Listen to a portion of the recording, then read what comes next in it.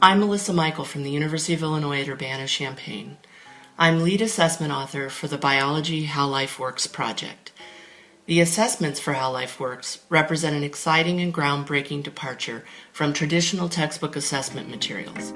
Working with Randy and the rest of the assessment team and the other authors, the amount of new ideas and creativity and unique approaches to asking questions and doing assessment, developing instructionally oriented assessment questions. This was tremendously exciting for me, and I think has been a major contribution to the whole project.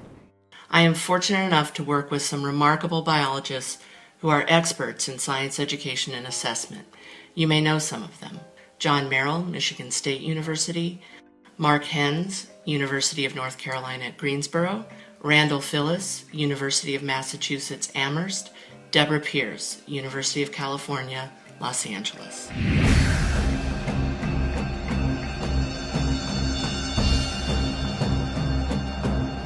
My personal quest is to make sure that students can be used to help, questions can be used to help students learn.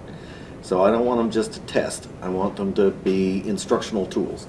And if they're an instructional tool, they have to fit with the text, they have to fit with the figures, they have to fit with the book, they have to fit with everything else. And that was really the essence of this project. Working with a colleague like Mark was really fantastic because in some ways that process of collaboration allowed each chapter to always remain true to the goals that we had laid out for them.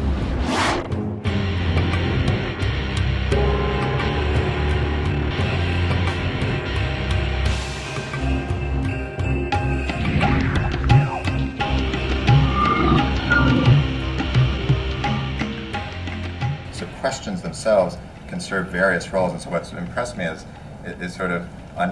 what's impressed me about working with all of you is sort of the diversity of ways that you can use questions, and therefore you have to write them deliberately with those kind of goals in mind.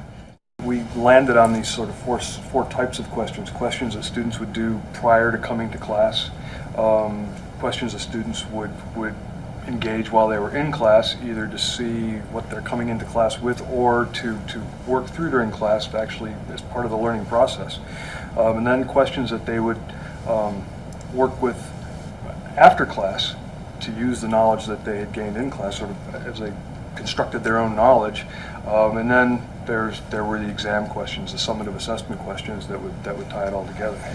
Yes, because I think something that so many sort of question banks tend to do is really emphasize one kind of learning, and most frequently it's a lower level in terms of cognitively what students are learning. So the suites of questions that we have are really designed to take a concept, really attack it at a simple level in terms of the retention of the vocabulary, the language, a basic recall of things, but then allow students to build on that. And it's that process of taking it up to a level that includes synthesis, that includes analysis, that includes almost a situation that's completely different and their ability to apply it, that I think we've really tried to do. So that instructors now have in a suite of questions this way of really gradually increasing the sophistication of how students tackle the content. And as far as I know, as an instructor, I've wished for that for so many times with every book I've ever used and never found it.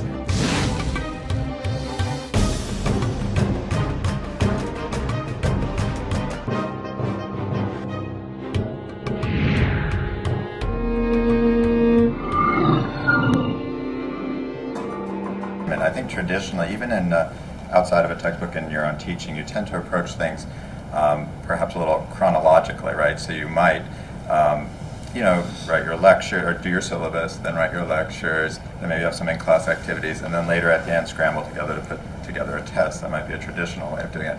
But what backwards design teaches us, of course, is that if you start at the end and think about where do you want students to go, and then write everything with that goal in mind, that does lead to alignment between text and examination, between art and examination, between all the various components.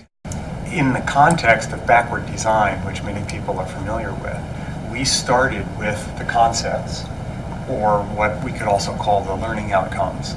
And we tried to focus on having our vision on that learning outcome, on that concept, while we built.